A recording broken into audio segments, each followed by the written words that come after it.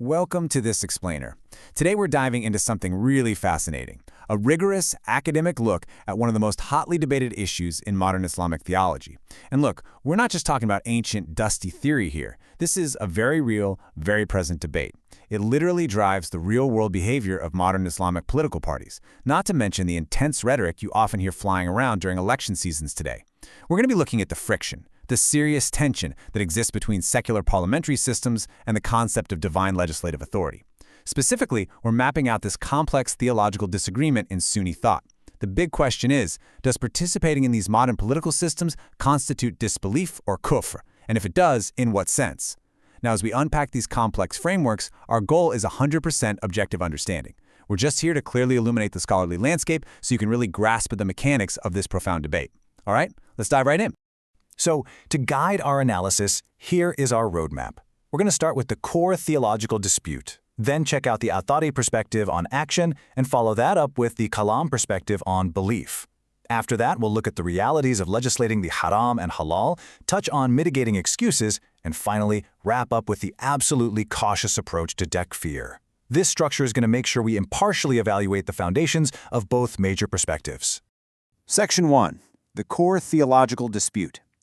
To really get what's happening with modern politics, we first have to understand the ancient theological foundations that it all rests upon. And that brings us to this fundamental dilemma right here. Can actions alone constitute kufr, or is disbelief confined strictly to belief, what's known as aqidah?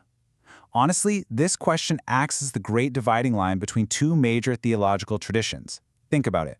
When a modern Muslim politician enters a parliament, they're stepping into a space that often claims ultimate independent legislative authority, totally separate from divine revelation. So scholars have to ask a really tough question. Does the sheer physical act of participating in this system automatically trigger a massive theological consequence? Or does it depend entirely on what's actually in that politician's heart? Section 2, the Athari perspective on action. Let's zoom in on this and strictly observe the textualist approach to this whole dilemma. Let's define a crucial term here, kufr el-amal, which translates to the kufr of action. Now, according to the Athari understanding, disbelief isn't just locked away in your internal belief.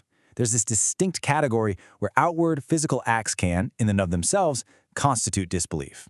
And that's regardless of what the individual claims they believe, inwardly. So, from this specific perspective, if a parliament considers itself completely sovereign above the law of Allah, well, it commits an act of kufr. And consequently, the act of participating in, appointing, or empowering that kind of body, that might also fall right into this category of kufr, at least on the level of action.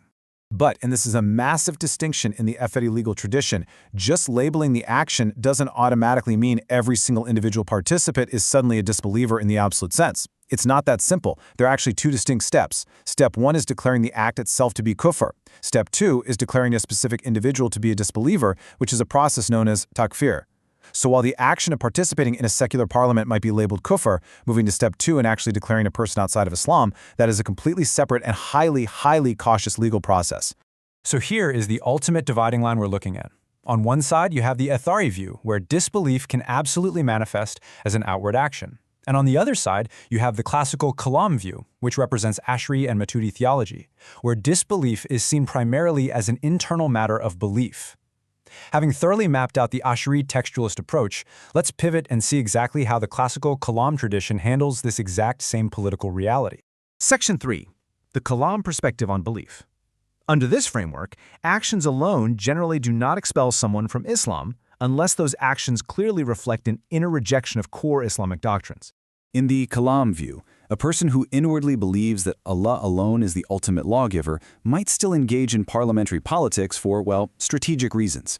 This introduces a fascinating concept called taqiyya, or concealment. The argument here is that political participation can be a tactical necessity. Maybe it's used to secure crucial benefits for Muslims, or perhaps to prevent some much greater harm from happening. In this view, participating in a secular parliament isn't kufr, provided the person doesn't inwardly believe that divine legislation is somehow invalid. Because we presume they acknowledge Allah as the true legislator in principle, their outward political moves simply don't amount to apostasy. Section 4. Legislating the haram and halal. Now, we really need to apply both of these theological views to the ultimate stress test of modern governance.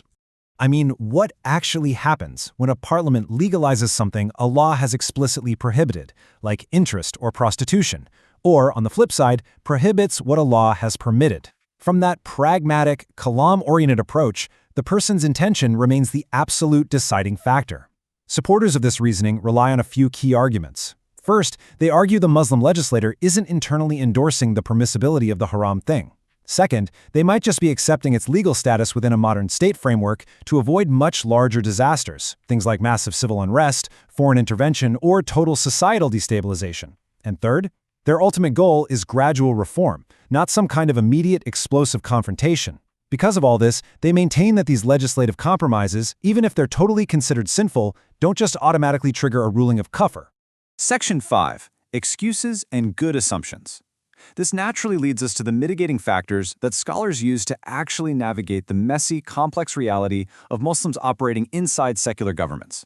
Now, this right here is a totally foundational ethical principle in Islamic jurisprudence, husn ad-dhan. It basically means maintaining good assumptions about your fellow Muslims. When scholars look at Islamists or just everyday Muslims who are enacting laws that clearly conflict with Islamic rulings, this principle acts as a crucial buffer. It allows the scholars to view these legislative compromises as, strategic calculations or maybe a desperate desire to prevent harm. They don't just immediately assume the person has committed outright disbelief. It is essentially an ethical safeguard to stop people from rushing to judgment. And this ethical principle builds directly into specific legal impediments to excommunication. Think of these as a strict mental checklist of excuses, or avar, that scholars absolutely have to look for. We're talking about things like ignorance, misinterpretation, deep societal conditioning, or even outright coercion. Before anyone can possibly be declared a disbeliever, these factors have to be thoroughly, painstakingly examined.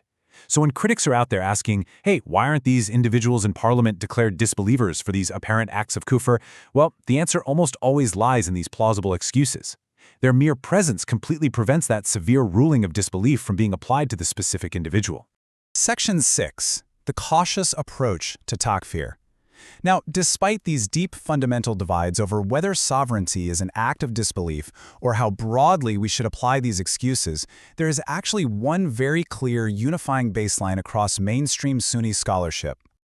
And that brings us to understanding the sheer gravity of this heavy term, takfir. This is the actual process of declaring a specific individual to be a disbeliever. Remember what we established earlier with the Athari steps? Labeling an action as kufr is in a completely different legal universe than applying takfir to a living, breathing human being. The threshold for takfir is exceptionally high. It requires incredibly stringent conditions and really careful, deliberate examination by highly qualified scholars. This isn't just a label thrown around lightly in serious Islamic jurisprudence. In fact, this quote perfectly captures the scholarly consensus we've been unpacking today. Takfir of individuals is treated with extreme caution. Declaring a specific Muslim to be outside Islam is another matter, and historically, the latter has required stringent conditions and careful deliberation. It's so absolutely crucial to grasp this. Whether you approach this from the textualist Athari perspective, which sees the action itself as problematic, or the Kalam perspective that prioritizes internal belief, the ultimate conclusion about the individual politician always remains bound by this profound historical caution. Which leaves us with this final echoing question. Where exactly is the line between sin and apostasy?